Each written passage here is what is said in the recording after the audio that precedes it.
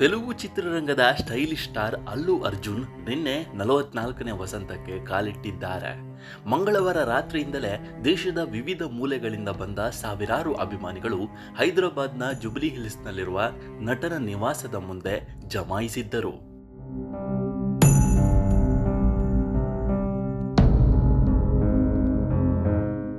ಈ ವೇಳೆ ಜನದಟ್ಟಣೆ ಮೀರಿದ ಕಾರಣ ಪೊಲೀಸರು ಪರಿಸ್ಥಿತಿ ನಿಯಂತ್ರಿಸಲು ಲಘು ಲಾಠಿ ಪ್ರಹಾರ ನಡೆಸಬೇಕಾಯಿತು. ಸೋಷಿಯಲ್ ಮೀಡಿಯಾದಲ್ಲಿ ಆ ಸಂದರ್ಭದ ವಿಡಿಯೋ ವೈರಲ್ ಆಗಿದೆ. ತಮ್ಮ ನೆಚ್ಚಿನ ನಟನಿಗೆ ಶುಭಾಶಯ ಕೋರಲು ಮಂಗಳವಾರ ರಾತ್ರಿಯೇ ಅಭಿಮಾನಿಗಳು ಫಲಕ ಮತ್ತು ಉಡುಗೊರೆಗಳೊಂದಿಗೆ ಸಾಲುಗಟ್ಟಿ ನಿಂತಿದ್ದರು.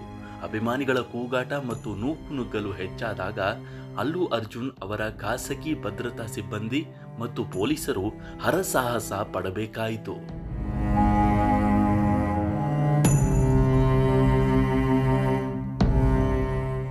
ಪರಿಸ್ಥಿತಿ ಕೈಮೀರುತ್ತಿದ್ದಂತೆ ಪೊಲೀಸರು ಲಾಠಿ ಬೀಸಿ ಜನರನ್ನ ಚದುರಿಸುವ ದೃಶ್ಯಗಳು ಸಾಮಾಜಿಕ ಜಾಲತಾಣಗಳಲ್ಲಿ ವೈರಲ್ ಆಗಿವೆ. ನಿನ್ನೆ ಬೆಳಗ್ಗೆ ಅಲ್ಲು ಅರ್ಜುನ್ ಅವರು ತಮ್ಮ ಮನೆಯಿಂದ ಹೊರಬಂದು ಅಭಿಮಾನಿಗಳಿಗೆ ದರ್ಶನ ನೀಡಿದರು. ಈ ವೇಳೆ ಅಭಿಮಾನಿಯೊಬ್ಬರು ಪುಷ್ಪ 2 ದಿ ರೂಲ್ ಸಿನಿಮಾದ ಜಾತ್ರೆ ಗೆಟಪ್ನಲ್ಲಿ ಬಂದು ಎಲ್ಲರ ಗಮನ ಸೆಳೆದರು. ಅಭಿಮಾನಿಗಳ ಪ್ರೀತಿಗೆ ಮನಸೋತ ಅಲ್ಲು ಅರ್ಜುನ್ ಕಾಂಪೌಂಡ್ ಗೋಡೆಯ ಮೇಲೆ ನಿಂತು ಕೈ ಮುಗಿದು ಎಲ್ಲರಿಗೂ ಧನ್ಯವಾದ ತಿಳಿಸಿದರು.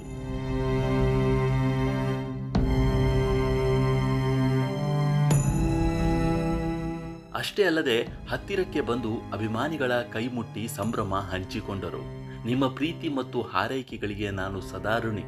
ಇಷ್ಟು ದೂರದಿಂದ ಬಂದು ನನಗೆ ಶುಭ ಕೋರುತ್ತಿರುವುದಕ್ಕೆ ಧನ್ಯವಾದಗಳು ಎಂದು ಅಲ್ಲು ಅರ್ಜುನ್ ಅವರು ಅಭಿಮಾನಿಗಳ ಪ್ರೀತಿಗೆ ಪ್ರತಿಕ್ರಿಯಿಸಿದ್ದಾರೆ.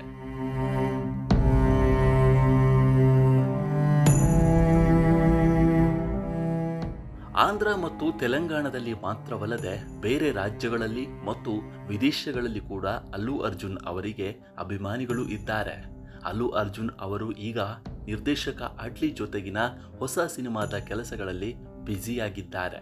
ಹುಟ್ಟುಹಬ್ಬದ ಪ್ರಯುಕ್ತ ಆ ಸಿನಿಮಾದ ಟೈಟಲ್ ಮತ್ತು ಫಸ್ಟ್ ಲುಕ್ ಪೋಸ್ಟರ್ ಬಿಡುಗಡೆ ಆಗಿದೆ.